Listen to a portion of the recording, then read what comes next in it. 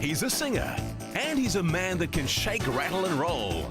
And he takes us down memory lane week after week with Where Are They Now? And the Song of the Week. To finish the show, it's our pop encyclopedia, Shane. Shane Hales. The beating is still going on. Just. The beating I'm is still getting over the beach hop. The beach hop, yeah. I really am. And it was a hard weekend because when the beach hop finished, then we had the VAC night where we did a big thing there. And it was like, I've had enough. I'm going home to bed. Just 4 nights in a row was like too much for me. I tell you, the moment you become a pensioner, Shane, it seems to get all... Just drop that bit. Pensioner? What's that? Oh, Shane, now look, wasn't it wonderful to see Murray Adlington on the program tonight? Murray, what a lovely, what a gentleman. He was in the green room with me. Yeah. You had a chat, did you? Yeah, I had a chat with him, and he remembered me. And I was like, you know, you guys, I admire what you did. Yeah. Look, Shane, let's just pause there for a while and say, aren't we lucky, the baby boomer generation, us guys never had to go to any war. No, we were very lucky. I mean, there was lucky. I always remember there was a... They used to of course, the Vietnam War and the Korean War. We had the lotto. Yeah. And if your birthday was in certain months, you got picked out of the hat and you had to go. Yeah. There was that. But I fortunately was travelling backwards and forwards to Australia and New Zealand playing in the Pleasers. So I sort of got lost in the mess somewhere. Now, Shane, because we're on a new channel, Q TV, yes. A lot of viewers may not have seen the fact that all last year we promoted the fact that you had a brilliant new album out. Oh, The Full Circle. The Full Circle. And on that album, you've got a track called Anthem, yes, which, with Murray on the program today, from the 24th Battalion, and of course Anzac Day coming up, can we play a little smattering of it to remind people of I don't think I'd be averse to that at all. Okay. I think I'd like that. So I'd like to proudly announce for Anzac Day, and of course with having Murray on the program, Shane is going to sing a wonderful song all about the military. It's called Anthem. Sing us a song for young soldiers so far away, lying in the Flanders field. Tell us you'll never forget them. Lay your poppies down on the shield. Drink one more toast to young soldiers fallen in Crete in the battle's fray. Now as they sleep, resting easy,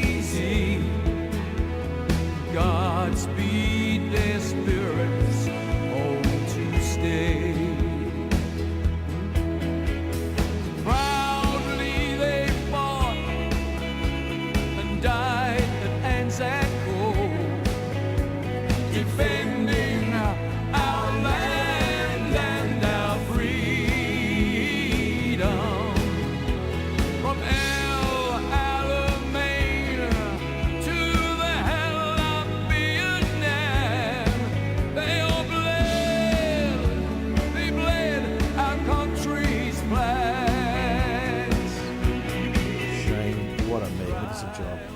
Thank you, Shane. Well, that was wonderful. it really is moving, the whole thing. And the song was written by Jim Wallace up in Whangarei. Wonderful guy, and we just put some additional lyrics to it and made it more international. But and every Anzac Day I hope that it's performing it somewhere. And this year there's a play on in Hamilton called The Passions of War. And the opening night is the night before Anzac Night. And I'm performing the song in the play. And it's all about war and the horrors of war and etc. And I'm really looking forward to the experience. And if you look at the screen right now, you can see all the details. So all you Hamiltonians, aren't they lucky Yes, to come and they see are. Shane sing Anthem? Anthem, a great play apparently. Now, Shane, do we have time for a song of the week? I'm sure we do, don't we? Squeeze something in. Squeeze it in. So, Yeah. Shane, let's have Song of the Week. Well, as always, I've got a beaut. Now, they're not my favourite band. It's not my sort of genre, but every band has got its story, you know. Yeah. And this band's no exception. They started out in 1963 in North London, and they did a few gigs around. They were just amateur gigs. Now, a guy called Martin Murray, he formed the band way back in '63. He was a hairdresser by trade. He had his little salon up in North London, and he pranced around prancing, and Mr. Teasy Weezy, and his assistant was a girl called Honey Langtry. Now, Honey Langtry, you'd know, he dragged her into the band and said, "You're going to be the drummer." So she said, "Oh, okay." Now, she was amazing because she was the first female drummer you ever saw in a pop band, and the first female you saw in a group, especially in that heyday of the beat group thing. They called themselves the Sheratons. For the first name. Not to be confused with the New Zealand band, of course, at that era. We had a group called the Sheratons, a vocal group. But anyway, it didn't take long. They actually changed their name, a play on her name actually, the Honeycombs. And I remember Honey Langtry, we were sitting in the dressing room, because I was in the Pleasers then, and Dave Davies of the Kinks was rather drunk, and he came on to Honey Langtry. He sort of put his arm around her and said, "Hey, darling, you know," and she, in no uncertain terms, swear words I can't repeat on television, told him to F off. Really? Little boy, go away. Is that true? Yeah, creepy. Yeah. And Dave Davies was quite embarrassed, standing there with his arm around and going, "Red as a beetroot? Oh, a woman just told me where to go." So he sort of faded away and went and left her alone. Yeah. I'll tell you what, she made a point very clearly. Get lost. So anyway, on one of their amateur gigs, small gigs, they were playing at a place called the Mild Way Tavern in North London, just a little pub gig. And Alan Blakely and Ken Howard, they both walk into the pub, and they're budding songwriters. They had a handful of songs. They took it into the pub, and they saw the band, and they got chatting with the band, and so they played them the demos, and the band took quite a liking to the song "Have I the Right." So they said, "Look, I think this has the hit factor." Joe Meek was their producer. Now, Joe Meek had several hits as a producer with John Layton. You remember the early pop idol, John Layton? Johnny Layton. Johnny Remember Me. Oh, that was huge. Johnny Remember Me. And then there was Telstar, huge hit, worldwide, still well known to everybody. Telstar by the Tornadoes. He recorded those in his little house, and that's where he used to record everything. And he'd make shift with microphones, and he'd made it into a studio. One of the first indie guy, independent type guys. Of course, Joe Meek, you know, he's famous for one thing really. At the end of the day, he had all these hits. He was on a roll with the producing, and then by 1967, he got very depressed, and he ended up. You remember Hines, who used to be in the Tornadoes? He was the bass player, the blonde, good-looking guy. He had a shotgun, and Joe Meek got the shotgun, took it home to his pad, and turned it on his landlady, blew her away, killed her, and then turned it on himself, bang, and blew himself away. He was depressed that he couldn't make any more hits. So he had a terrible end to his career, a tragic end. We digress. But I always digress. But this is the history about Joe Meek. He did everything in his house. I mean, with this song, Have I the Right, he took the band in there, and you'll notice on the record there's this big stomping sensation going with the drums, because she wasn't exactly the greatest drummer in the world, Honey Langtry in the Honeycombs. But what they do is they stomp it right up. And how he did it, he put 5 microphones on the banisters of the staircase above the stairs. And he got the band to stand one on each on stair, and then bum, bum, bum, and stomp on the stairs to get the sound he wanted to for the drums, for the percussion. Wonderful. Then he got a tambourine, and he got a microphone, and he hit the tambourine on the microphone to get the boom, boom, boom explosion sound of that hitting the mic. I mean, it's gone through a lot of mics, but he got this incredible big sound in the choruses or in the bridge part. So anyway, they produced this incredible hit. Now, he thinks, what else can I do to this record to make it successful? I know, I'll speed it up slightly. Just enough to make the guy's voice seem higher, which it would obviously do, and the beat's a little bit faster, and it brightens, it brightens everything up, the sound and everything. The thing is, they tweaked the guy's voice up quite high, and you listen to him and you think, wow, he's got a good voice, you know. Have I the right? He's up a couple of keys there. And what happens, it goes out live, and there's this guy singing down in his normal key, and he's singing, "Have I the right to hold you?" Doesn't sound like the record. Is this the band?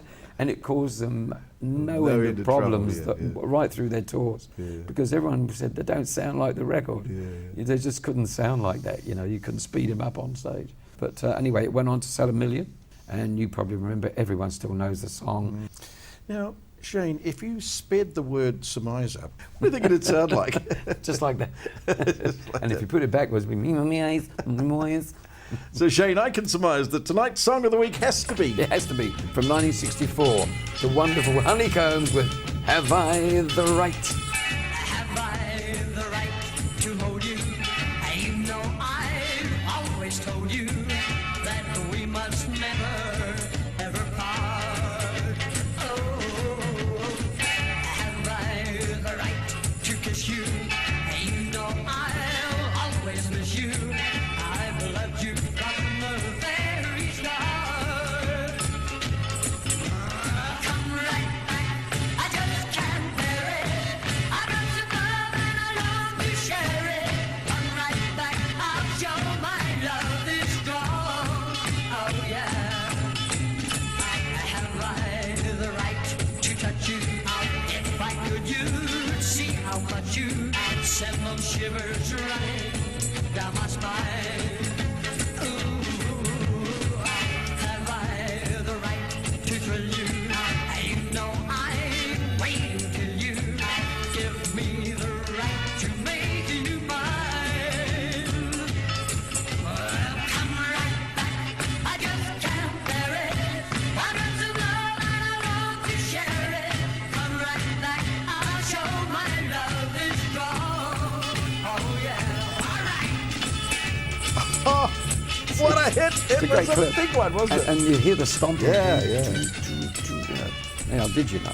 No, I had no idea, Shane. There's a lot of drama behind the scenes, once again, over who wrote the song, because a guy called Jeff Goddard.